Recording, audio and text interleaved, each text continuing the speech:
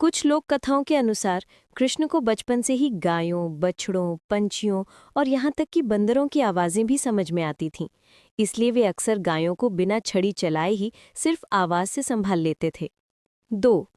कृष्ण लाथ में चुपके से ग्वालबालों की थकान दूर करते थे। कहा जाता है कि बाल कृष्ण जब अपने दोस्तों के साथ दिन भर खेलकर आते थे तो कई बच्चे थककर सो जाते थे। कृष्ण चुपके से उनके सिर दबाकर उन्हें आराम देते थे। ये काम वे कभी किसी को बताते नहीं थे। 3. माखन चुराना खेल नहीं, चेक करने का तरीका था। एक कम प्रसिद्ध कथा कहती है, कृष्ण माखन इसलिए चुराते थे ताकि जान सकें कि कौन सी ग्वालिन लालच में सस्ता या खराब माखन बनाकर बेच रही है। खराब माखन मिलता तो कृष्ण उसे खिड़की से बाहर फेंक देते थे। ग्वालिनें हंसती थीं, नाराज नहीं होती। 4. बाल कृष्ण बारिश की बूंदों को पकड़ने की कोशिश करते थे।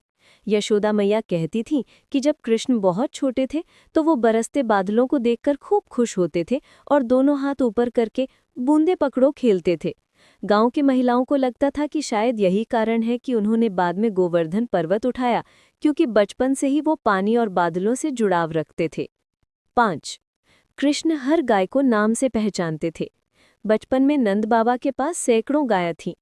एक लोक कथा कहती है कि कृष्ण हर गाय का नाम, उसकी चाल, उसकी आवाज़ और उसकी आदतें पहचान लेते थे। अगर कोई गाय खो जाती थी तो सबसे पहले कृष्ण ही उसे ढूंढकर वापस लाते थे। 6.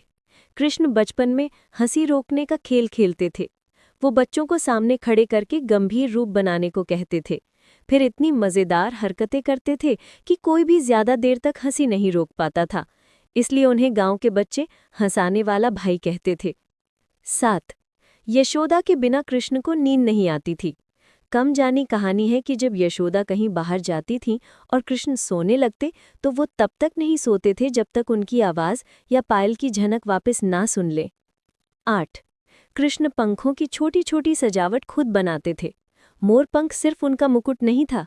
कुछ कथाओं में कहा जाता है कि वे बचपन में खुद पंखों से छोटी सजावट, खिलौने और पवन घंटी जैसी चीजें बनाते थे और ग्वालिनों के बच्चों को बांट देते थे।